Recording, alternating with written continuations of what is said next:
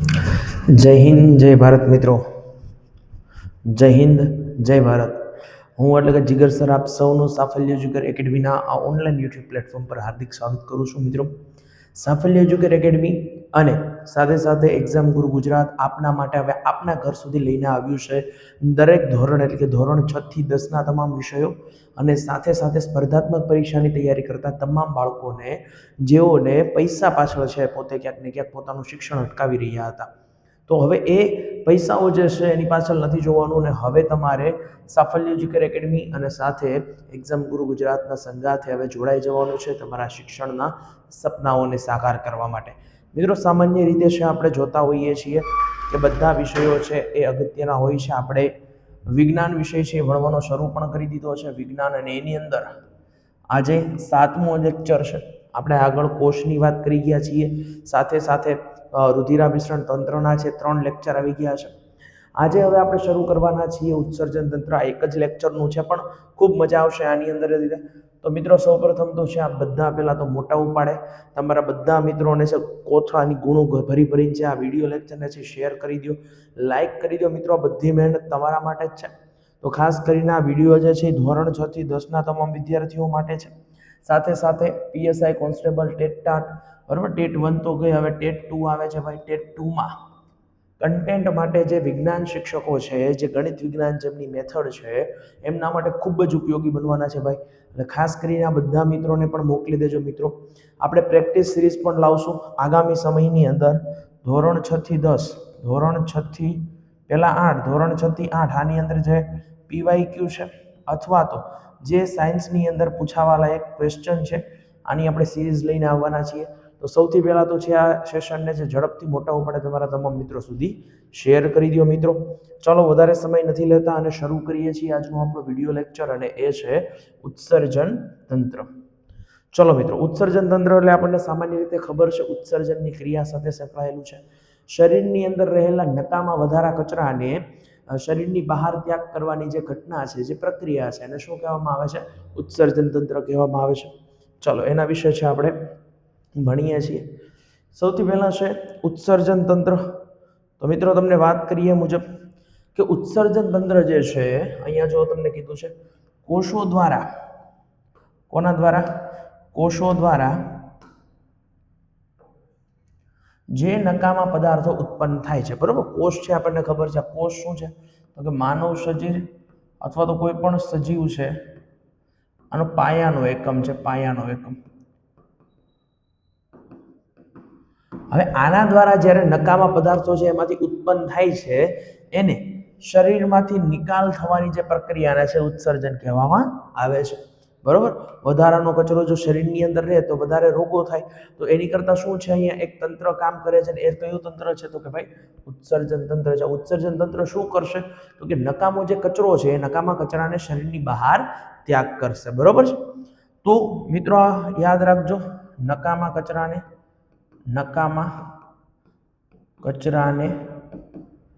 શરીરની બહાર ત્યાગ કરવાની ક્રિયા, આને શું કહેવામાં આવે છે? ઉત્સર્જન કહેવામાં આવે છે. ઉત્સર્જન છે એના અલગ અલગ અંગો છે, બરોબર છે. ચલો તો જો અહીંયા કીધું છે મનુષ્યના ઉત્સર્જન તંત્રના અવયવો. અવયવો એટલે કે એના અંગોની વાત કરી છે. કોની વાત કરી છે? અંગો. અહીંયા જો તમને મેં આખું ઉત્સર્જન તંત્ર છે એ આપ્યું છે, બરોબર. ચાલો કે શું શું છે જો એની અંદર એક જોડ મૂત્રપિંડ. આ જો આ તમને જે દેખાય છે આ એક જોડ છે ને આવેલી છે મૂત્રપિંડ. એક જોડ એટલે એની અંદર કેટલા મૂત્રપિંડ હોય? તો કે ભાઈ 2 મૂત્રપિંડ હોય. કેટલા મૂત્રપિંડ હોય છે? તો કે 2 જેટલા છે મૂત્રપિંડ આવેલા હોય છે. પછી એક જોડ મૂત્ર નલિકાઓની હોય છે. જો તમને આ જે ભાગ દેખાય છે આ એની મૂત્ર નલિકા છે. આ શું છે? તો કે એની મૂત્ર નલિકા છે. ચાલો હું તમને અહીંયા 1 by 1 સ્ટેપ બાય સ્ટેપ છે એ સમજાવતો જ જાઉં છું. ચલો અહીંયા આ જે છે આ તમારા મૂત્રપિંડ છે. શું છે? મૂત્રપિંડ છે. આ જે છે આ તમારી જે છે આ છે મૂત્ર નલિકા એટલે કે મૂત્રવાહિની, બરોબર. પછી સાહેબ મૂત્રાશય છે. આ જે ભાગ છે આ ભાગ, આને શું કહેશો તમે? મૂત્રાશય શું કહેવાય છે? મૂત્રાશય. અને અને અહીંયા આગળ વધીને જે આ ભાગ છે આ છે મૂત્ર મૂત્ર માર્ગ અને છેલ્લે મૂત્ર છિદ્ર દ્વારા છે એ શું થાય છે? શરીરની બહાર છે કચરો નીકળે છે. એટલે તમારે મિત્રો શું યાદ રાખવાનું છે આની અંદર ભાઈ? ખાસ કરીને યાદ રાખી લેજો. ચાલો જુઓ આની અંદર છે શું યાદ રાખશો તમે? ચાલો જુઓ, સૌથી પહેલા તમારે યાદ રાખવાનું છે તો કે ભાઈ ઉત્સર્જન તંત્ર.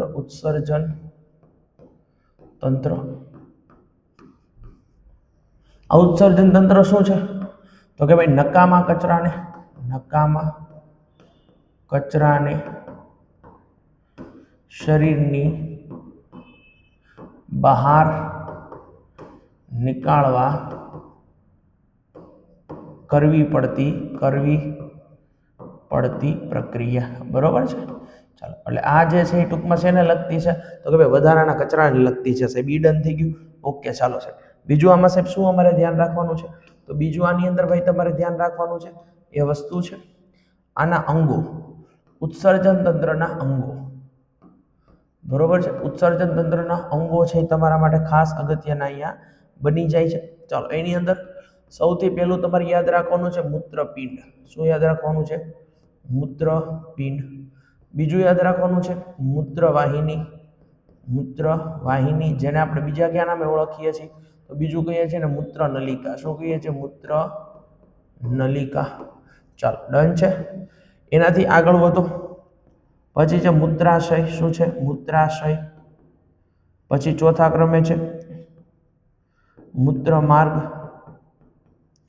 અને છેલ્લે છે મૂત્ર છિદ્ર. ચલો આની અંદર છે થોડી ઘણી વાતો કરી લઈએ. હવે જો મૂત્રપિંડ છે ને, મૂત્રપિંડની સજીવ શરીરની અંદર એક જોડ હોય. કેટલી જોડ હોય? એક જોડ આવેલી હોય છે. એક જોડ. આ એક જોડમાં છે કેટલા મૂત્રપિંડ હોય? તો કે ભાઈ 2 મૂત્રપિંડ હોય. શું હોય? 2 મૂત્રપિંડ. ભાઈ મૂત્રપિંડ એટલે બીજું કાંઈ નહીં, તમારી કિડની. મૂત્રપિંડ એટલે શું છે? અહીંયા તમારી કિડનીની વાત છે. શેની વાત છે? કિડની. બરોબર છે મિત્રો? આ કિડની છે જે શું કરે છે? આનું કાર્ય શું સાહેબ? તો આનું કાર્ય જે છે એ છે રુધિરનું ગાળણ કરવાનું. શું કરવાનું? રુધિરનું ગાળણ કરવું. રુધિરનું ગાળણ કરીને જે નકામો કચરો છે એને શરીરની બહાર ત્યાગ કરે છે. બરોબર છે? ચલો આ વસ્તુ છે. પછી આવે છે મૂત્રવાહિની, જે શું કરે છે? મૂત્રનું વહન કરે છે. મૂત્ર સ્વરૂપના કચરાનું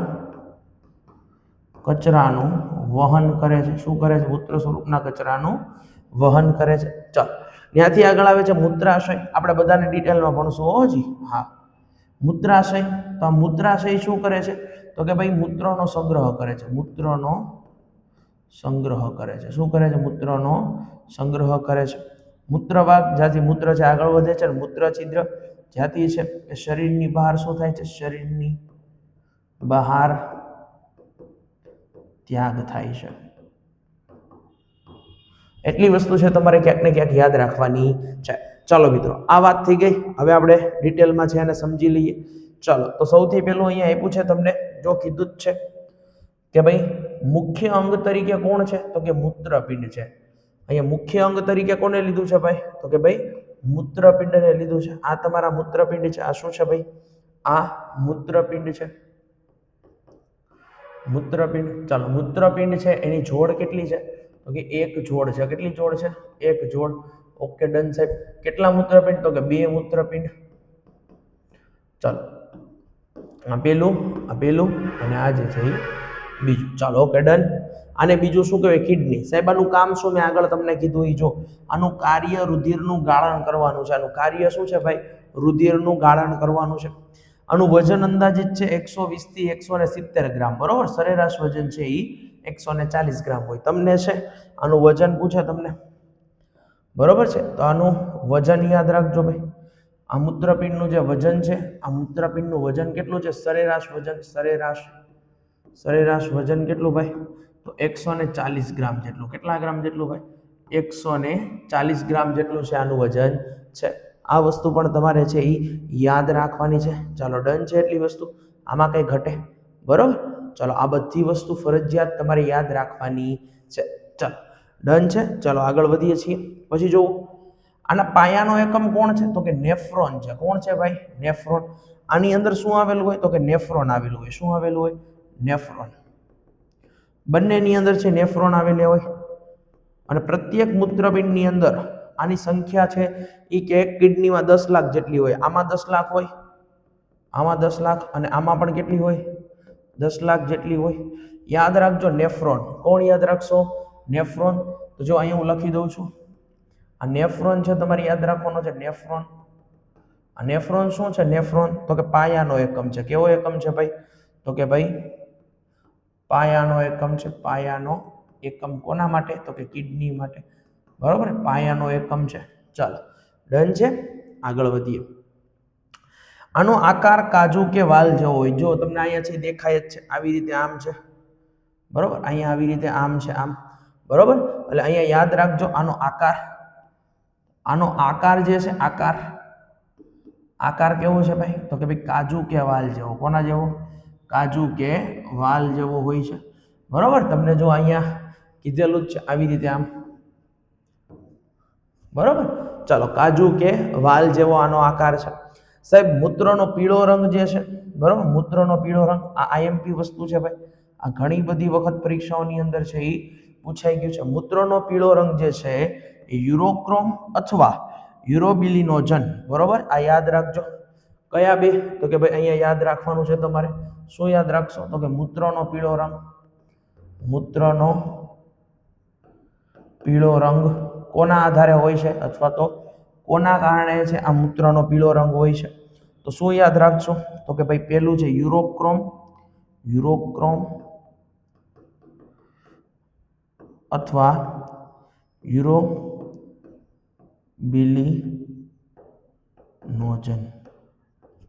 બરોબર છે, આ યાદ રાખજો. બંને મૂત્રનો પીળો રંગ છે એ યુરોબિલિનોજન અથવા તો યુરોક્રોમના કારણે હોય છે. ચાલો જો મિત્રો ખાસ યાદ રાખી લેજો. નંબર નોટ કરાવું છું. 87 5 87 3 39. આના ઉપર ખાલી તમે જય હિન્દ લખીને મેસેજ કરશો. શું લખીને મેસેજ કરશો ભાઈ? જય હિન્દ. એટલે ત્યાં તમને સામેથી છે એ જવાબ મળી જશે. તમને વોટ્સઅપની લિંક, બરોબર, ગ્રુપની લિંક, ટેલિગ્રામની લિંક બધું મળી જશે. જ્યાં તમને તમામ પ્રકારના અપડેટ, ભરતીના અપડેટ, કરંટ અફેર બધી વસ્તુ છે તમને મળી જશે. વિડીયો લિંક, પીપીટી બધું ત્યાં મળી જવાનું છે. તો ખાસ કરીને અહીંયા છે જોડાઈ જજો. અને વિડીયો છે એ તમારા માટે જ છે. જો મિત્ર આખો કન્ટેન્ટ સાથેનો વિડીયો લઈને આવ્યા છીએ તો ઝડપથી છે આ વિડીયોને શેર કરવાનું ભૂલતા નહીં, લાઇક કરવાનું ભૂલતા નહીં. અને વિડીયો ગમે તો ઝડપથી છે કોમેન્ટ કરી દેજો. અને કયા વિડીયો ઉપર તમારે છે કયા ટોપિક ઉપર વિડીયો જોઈએ એ પણ કહી દેજો. જો હવે આપણું પહેલાં આખું છે સંપૂર્ણ જીવ વિજ્ઞાન આપણે પૂરું કરશું. શું પૂરું કરશું? સંપૂર્ણ જીવ વિજ્ઞાન. આના પછી આપણે આગળ જાશું. બરોબર, જેટલા ટોપિક મને ભેગા થશે એ બધા ટોપિક છે આપણે લઈ લેવાના છીએ. તમારા માટે જ મહેનત કરીએ છીએ. બરોબર છે, આમાં વિશેષ કાંઈ મારે કહેવું નથી. ચાલો તો યુરોબિલિનોજન અને યુરોક્રોમ યાદ રાખજો. ચાલો હવે જો અહીંયાથી એક પ્રશ્ન પૂછાય છે, વારંવાર પૂછાય છે. મૂત્રની પીએચ ભાઈ, મૂત્રની પીએચ 5.5 થી લઈને 7.5. બરોબર, ચાલો આપણને ખબર છે એસિડ બેઝ અને ક્ષાર.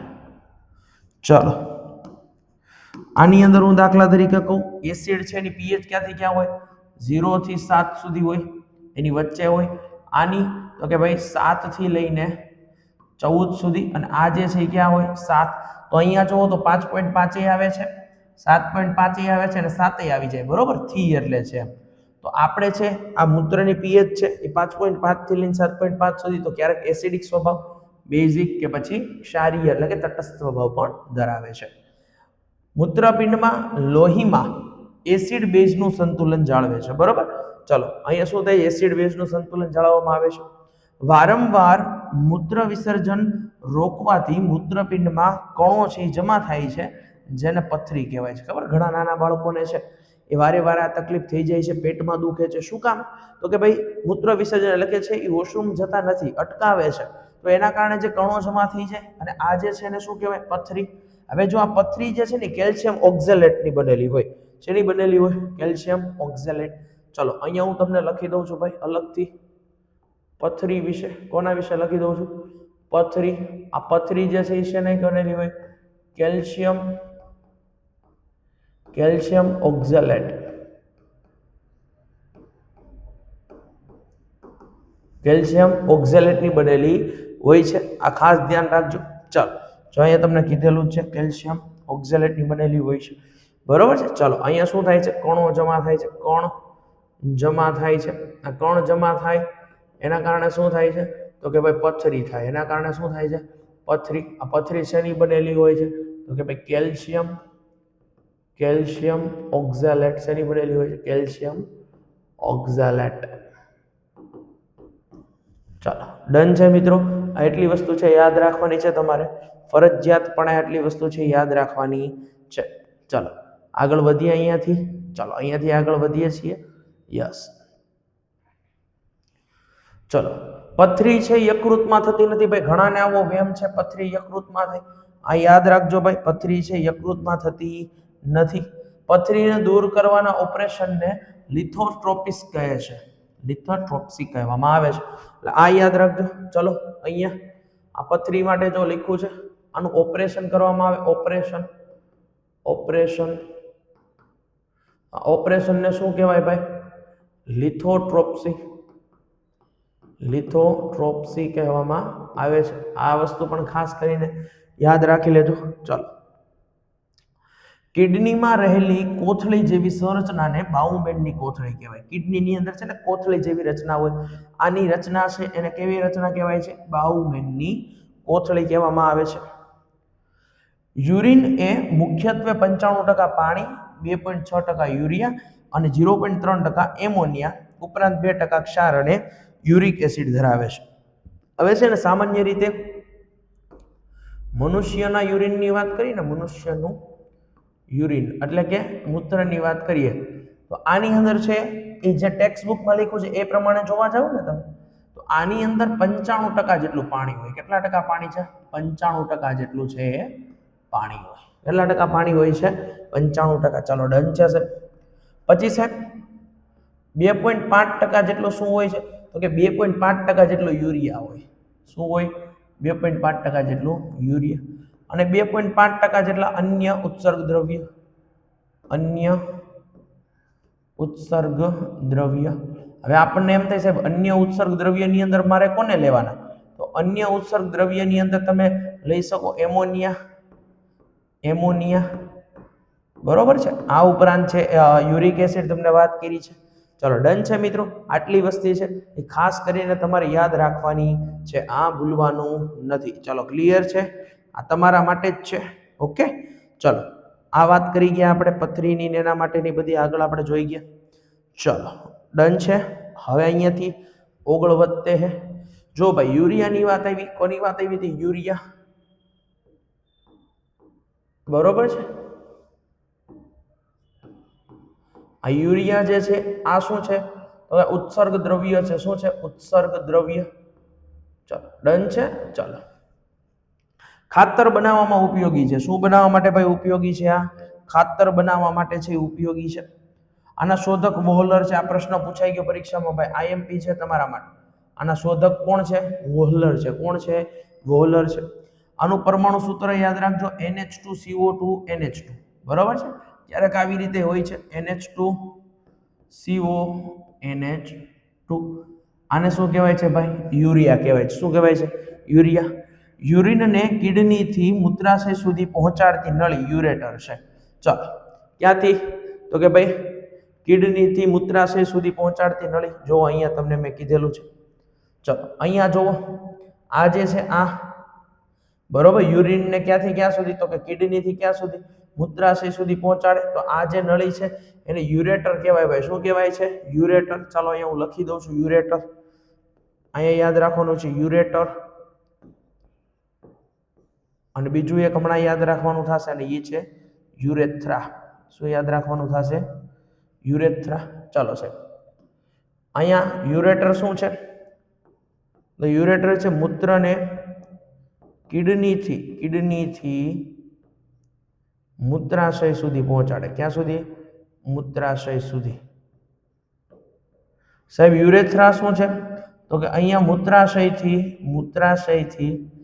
મૂત્રને શરીરની બહાર ત્યાગ કરે, શરીરની બહાર ત્યાગ કરે. સમજાય ભાઈ? બરોબર છે. જો અહીંયા તમને કીધેલું જશે એ વસ્તુ, ચાલો જો અહીંયા તમને કીધેલી જ છે, યુરિન ને મૂત્રાશયથી શરીરની બહાર ત્યાગ કરે એ યુરેથ્રા છે. એટલે યાદ રાખવાની છે કે યુરેટર. કોણ યાદ રાખવાની છે? યુરેટર. બીજું યાદ રાખવાની છે યુરેથ્રા. કોણ યાદ રાખવાનું છે? યુરેથ્રા. ચાલો તો યુરેટર અને યુરેથ્રા. યુરેટર છે શું કરશે તો કે મૂત્રપિંડથી રુધિરને ક્યાં સુધી પહોંચાડશે તો કે મૂત્રાશય સુધી. ક્યાં સુધી પહોંચાડશે? મૂત્રાશય સુધી. યુરેથ્રા શું કરશે તો કે મૂત્રાશયથી ક્યાં સુધી પહોંચાડશે તો કે શરીરની બહાર ત્યાગ કરશે. ક્યાં ત્યાગ કરશે? શરીરની બહાર છે એ ત્યાગ કરશે. ચાલો ડન છે. એટલી વસ્તુ એકદમ ઈઝી છે, યાદ રહી જાય એમ છે ભાઈ. આમાં કોઈ પણ પ્રકારનું રોકેટ સાયન્સ છે અને એકદમ સરળ મજાનું આખું એ તંત્ર છે. ચલો હવે ભાઈ કિડનીને લગતા રોગો છે. આપણે યાદ કરો, વાત થઈ ગઈ છે અગાઉ કે ભાઈ હૃદયને લગતા રોગ છે એના ડોક્ટર. પછી ફેફસાને લગતા રોગો છે એના ડોક્ટર. ચાલો ભાઈ તમારે મને આ કોમેન્ટ કરવાનું છે. કે ભાઈ હૃદયને જે રોગ હોય એ રોગના ડોક્ટર કોણ છે અને ફેફસાને લગતી બીમારીઓને લગતા ડોક્ટર કોણ છે. ભાઈ પરીક્ષામાં પૂછાય એવા પ્રશ્નો બંને. બરોબર છે. એટલે યાદ રાખજો, આ જે છે હૃદય, આ કોની સાથે તો કે પરિવહન તંત્ર સાથે જોડાયેલું છે. બરોબર. જ્યારે ફેફસા જે છે આ કોની સાથે તો કે શ્વસન તંત્ર સાથે. તમારે મને કોમેન્ટ કરીને જણાવવાનું છે ભાઈ, કોમેન્ટ કરીને જણાવવાનું છે કે હૃદયને લગતા રોગોના ડોક્ટર કોણ છે અને ફેફસાને લગતા ડોક્ટર કોણ છે. બરોબર, કોમેન્ટમાં જણાવી દેજો. ચલો આગળ વધીએ છીએ. કિડનીના રોગોના નિષ્ણાત ભાઈ મોસ્ટ ઇમ્પોર્ટન્ટ. બરોબર, કિડનીને લગતા રોગો. ચલો આના જે ડોક્ટર છે આને કહેવાય યુરોલોજિસ્ટ કહેવાય. શું કહેવાય? યુરોલોજિસ્ટ. અથવા તો મુખ્ય ઘટક કયું છે મૂત્રપિંડમાં? નેફ્રોન. તો યાદ રાખવાનું નેફ્રોલોજિસ્ટ. શું કહેવાશે? નેફ્રોલોજિસ્ટ. આ બંને છે યાદ રાખવાના છે, બે યાદ રાખવાના છે. પ્રશ્ન પડે આમાંથી. બરોબર છે. ચાલો જો આ વાત થઈ ગઈ નિષ્ણાંતની. કિડનીને લગતા રોગો કયા સાહેબ? આ પ્રશ્ન પૂછાય. કિડનીને લગતા રોગો તો એક છે નેફ્રાઇટિસ, એક છે યુરેમિયા અને એક છે પથરી. આ પથરી શેની બનેલી હોય છે ભાઈ? કોમેન્ટ કરો તો. પથરી બનેલી હોય છે મારી કેલ્શિયમ ઓક્ઝેલેટ. શેની બનેલી હોય છે? ઓક્ઝેલેટ. ચાલો રેવડી છે. એટલી વસ્તુ છે તમારે યાદ રાખવાનું છે. હવે જો તમે એક શબ્દ સાંભળો છે ડાયાલિસિસ. બરોબર, આ શબ્દ તમે સાંભળો છે ડાયાલિસિસ. શું છે ડાયાલિસિસ? તો તમને ખબર હોય કે અમુક વ્યક્તિઓની જે છે મૂત્રપિંડ એટલે કે કિડની છે એ ખરાબ થઈ જાય છે. હવે રુધિરનું ગાળણ છે શરીરની અંદર ન થાય તો ઘણી બધી બીમારીઓ થાય. તો એના કારણે છે એ બીમારીઓ ન થાય એ માટે એક કૃત્રિમ સારવાર આપી છે અને એને કહેવાય છે ડાયાલિસિસ. શું કહેવાય છે? ડાયાલિસિસ. એકાત્રા શું કરવામાં આવે છે? એટલે કે એક દિવસે ને એક દિવસે રુધિર બદલવામાં આવે છે. બરોબર, એટલે કે આની અંદર છે રુધિરનું શુદ્ધિકરણ થાય છે. ડાયાલિસિસ, જેની મૂત્રપિંડ છે એ ખરાબ થઈ ગયું હોય, ગાળણની ક્રિયા છે બંધ થઈ ગઈ હોય રુધિરની, તો ડાયાલિસિસ કરવામાં. આના શોધક ભાઈ વિલિયમ જોન કાર્ફ. બરોબર, યાદ રાખજો આના શોધક કોણ છે? William John Karf. ચાલો રેડી છે એટલી વસ્તુ આ યાદ રાખજો. ચલો અહીંયા હું તમને એક વસ્તુ છે હરવાર કહી દઉં આપડી.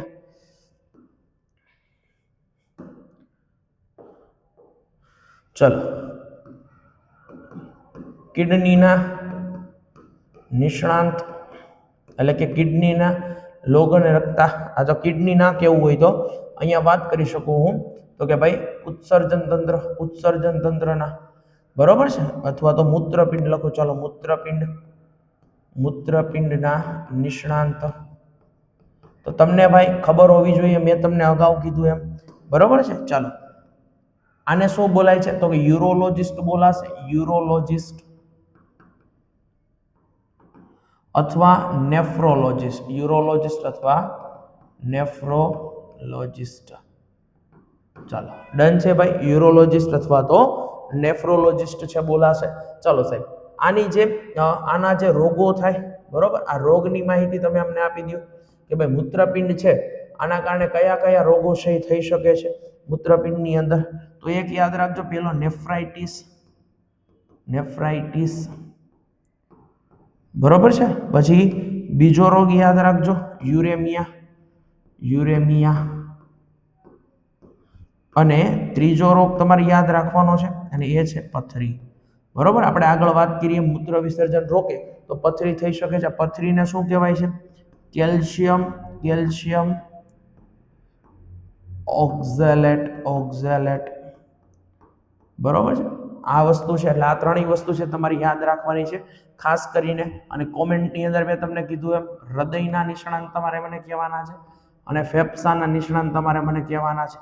કેમ? તો કે આપણે આગળ લેક્ચરમાં ભણી ગયા, લેક્ચર નંબર 5 ની અંદર ભણી ગયા. આ લેક્ચર નંબર 7મો ચાલે છે, બરોબર. આગળના લેક્ચર ન જોયા તો હજી કહું છું જોઈ આવજો.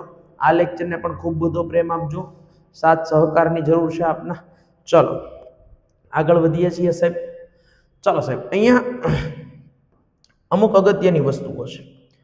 આપણે વાત કરી મનુષ્ય, તો મનુષ્યની અંદર 95% પાણી હોય, પણ એક ઉત્સર્ગ દ્રવ્ય હોય, એ છે યુરિયા.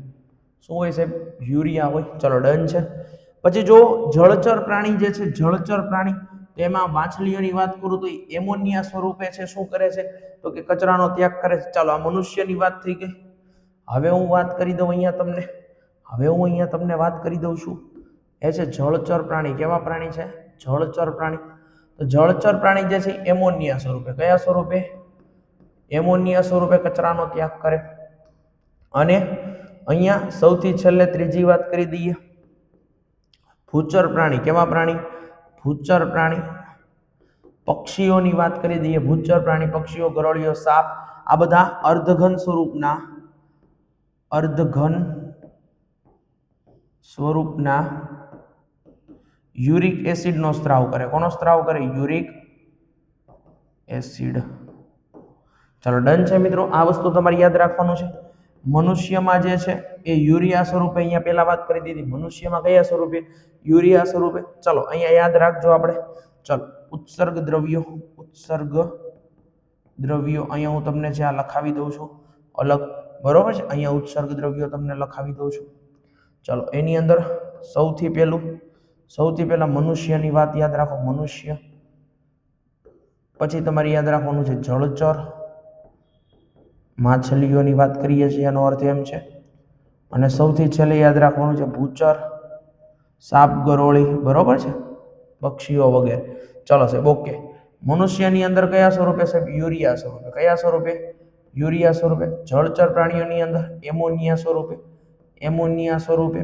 અને ભૂચર પ્રાણીઓની અંદર એટલે કે ભૂચર જે પક્ષીઓ છે, પછી સાપ છે, ગરોળી, તો અર્ધઘન સફેદ યુરિક એસિડ સ્વરૂપે. કયા સ્વરૂપે? યુરિક એસિડ સ્વરૂપે. આ પ્રશ્ન છે અગત્યનો છે સાહેબ. ઉત્સર્જન તંત્ર આવું બધું ક્યાં આવે છે? તો કે ધોરણ 7માં આવે છે. ક્યાંય નથી આવતું, ધોરણ 7 ની અંદર આવે છે, બરોબર. તો આ બધી વસ્તુઓ છે તમારે યાદ રાખવાની છે. એની અંદર આ રોગો પણ ખાસ કરીને યાદ રાખી લેજો ભાઈ, આ રોગો યાદ રાખી લેજો ખાસ કરીને. ચલો તો મિત્રો આ હતું આપણું ઉત્સર્જન તંત્ર, બરોબર છે. એની અંદર જો હું તમને વાત કરી દઉં પહેલેથી, અહીંયા સૌથી પહેલાથી વાત કરી દઉં તમને અહીંયા. ચલો જુઓ અહીંયા ઉત્સર્જન તંત્રમાં તો કે ભાઈ માનવ શરીરના જે નકામા પદાર્થો છે એને શરીરની બહાર કાઢવાની ક્રિયા, એને ઉત્સર્જન કહેવાય. આ એના મુખ્ય અંગોની વાત છે, બરાબર. મેં લખી દીધા છે: મૂત્રપિંડ, મૂત્રવાહિની, મૂત્રાશય, મૂત્રમાર્ગ અને મૂત્ર છિદ્ર, બરોબર. ચાલો, મૂત્રપિંડ છે એની શરીરની અંદર એક જોડ એટલે કે 2 મૂત્રપિંડ આવેલા હોય છે. એની અંદર મુખ્ય ઘટક તરીકે નેફ્રોન હોય છે. દરેક કિડનીની અંદર 10-10 લાખ જેટલા હોય છે, બરોબર છે. ચાલો 140 ગ્રામ જેટલું સરેરાશ વજન. આનો આકાર છે કાજુ કે વાલ જેવો હોય છે. ચાલો બરોબર. પછી સાહેબ મૂત્રનો પીળો રંગ છે યુરોક્રોમ કે યુરોબિનિલોજનના કારણે હોય. મૂત્રવાહિનીને મૂત્ર નલિકા પણ કહેવામાં આવે છે, બરોબર. ચાલો આ બધી વસ્તુ આપણે જોઈ ગયા છીએ. પીએચ છે એ 5.5 થી લઈને 7.5 છે. મૂત્ર વિસર્જન કરવા ન જાય, બાળક રોકે છે, વોશરૂમ નથી જતું, તો પથરી એટલે કે કેલ્શિયમ ઓક્ઝેલેટની બનેલી હોય છે. પથરી યકૃતમાં નથી થતી. પથરી દૂર કરવા માટે લિથોસ્ટ્રોપી છે. ચલો પછી બાઉમેનની કોથળી. પછી આપણે મનુષ્યની અંદર યુરિનની વાત કરી. ચલો પછી યુરિયાની વાત કરી લીધી આપણે. તો કે ખાતર બનાવવા માટે વોલર નામનો વૈજ્ઞાનિક કિડનીથી છે એ મૂત્રાશય સુધી પહોંચાડવા માટે યુરેટર, અહીંયા મેં કીધું એમ મૂત્રપિંડથી ક્યાં સુધી, અહીંયા કિડની એટલે આપણું મૂત્રપિંડ જ છે ભાઈ, કિડનીથી મૂત્રાશય સુધી, અને યુરિનને મૂત્રાશયથી શરીરની બહાર માટે અહીંયા યુરેટર છે ને અહીંયા છે એ યુરેથ્રા છે. ચલો અહીંયા નિષ્ણાંત છે એની વાત કરી છે તો એક છે યુરોલોજિસ્ટ, નેફ્રોલોજિસ્ટ કહેવાય. તમારે મને આ બે કોમેન્ટ કરવાના છે ભાઈ. ચલો નેફ્રાઇટિસ, યુરેમિયા, કેલ્શિયમ ઓક્ઝેલેટ, બરોબર, સારવાર ડાયાલિસિસ, અહીંયા જો યાદ રાખજો આ બધું. ચલો અહીંયા મેં તમને આ કહી જ દીધું છે પહેલેથી, યુરિયા, એમોનિયા, બરોબર. આ જો જળચરની અંદર માછલીઓ છે એમોનિયા સ્વરૂપે, ભૂચર છે એ અધઘન સ્વરૂપે, યુરિક એસિડ મનુષ્યમાં યુરિયા સ્વરૂપે. ચલો મિત્રો, તો આ સાફલ્ય એજ્યુકેર એકેડમી જે છે આપના માટે જ આવ્યા છીએ અમે. આવું ફૂલ ઓફ કન્ટેન્ટ છે, બધા ટોપિક લેશું આપણે, દરેક ધોરણ આવી જશે, બરોબર છે, કારણ કે આપણે મુખ્ય ટોપિક એક લઈએ અને એની અંદર છે બધી વસ્તુઓ આવતી હોય છે. તો અત્યારે આપણે સંપૂર્ણ વિજ્ઞાન શરૂ કર્યું છે, સંપૂર્ણ વિજ્ઞાન, બરોબર છે, બધા ધોરણમાંથી આવી જશે.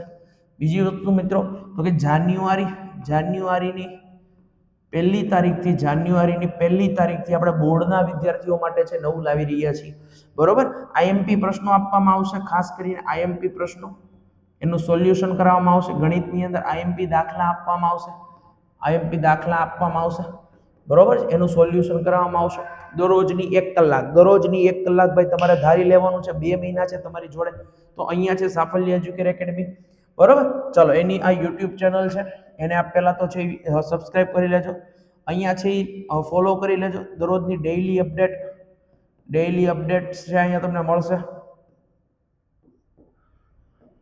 આ નંબર ઉપર મેસેજ કરીને ગ્રુપમાં જોડાઈ શકો છો, બરોબર છે મિત્રો. ચાલો, અને એક્ઝામ ગુરુ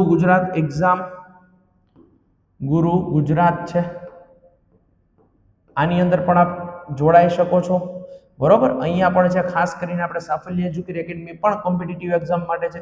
પીએસઆઈ, એલઆરડી, ટેટ 2 આ બધી છે એ પરીક્ષાઓ આવે છે, બરોબર છે. તો આ બધી પરીક્ષાઓ જે છે આપણે છે પાર પાડવાની છે આ વખતે, એટલે ખાસ બધા છે જોડાઈ જાજો બધા પ્લેટફોર્મ સાથે. અહીંયા મેં તમને વાત કરી એમ એક્ઝામ ગુરુ ગુજરાત, બરોબર મિત્રો.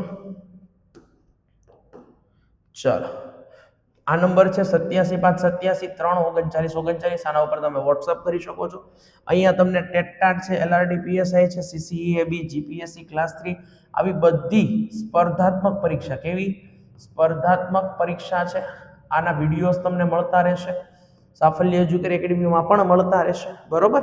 હું પોતે, બરોબર, તમને છે બધી વસ્તુઓ છે આપણે પ્રોવાઈડ કરતા રહેશું મિત્રો.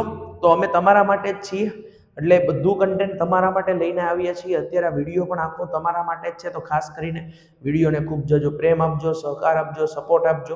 અમને તમારા પ્રેમની જરૂર છે, બરોબર. અને ઘણી બધી પરીક્ષાઓ આવે છે, નવી બેચો પણ લાવશું આપ. તો મિત્રો મળીએ છીએ આવતા લેક્ચરમાં. ત્યાં સુધી આપ બધા મસ્ત રહો, મજામાં રહો, એકદમ તૈયારીઓ છે કરતા રહો. ચાલો મળીએ છીએ નેક્સ્ટ લેક્ચરમાં. ત્યાં સુધી આ બધાને જય હિન્દ, જય ભારત.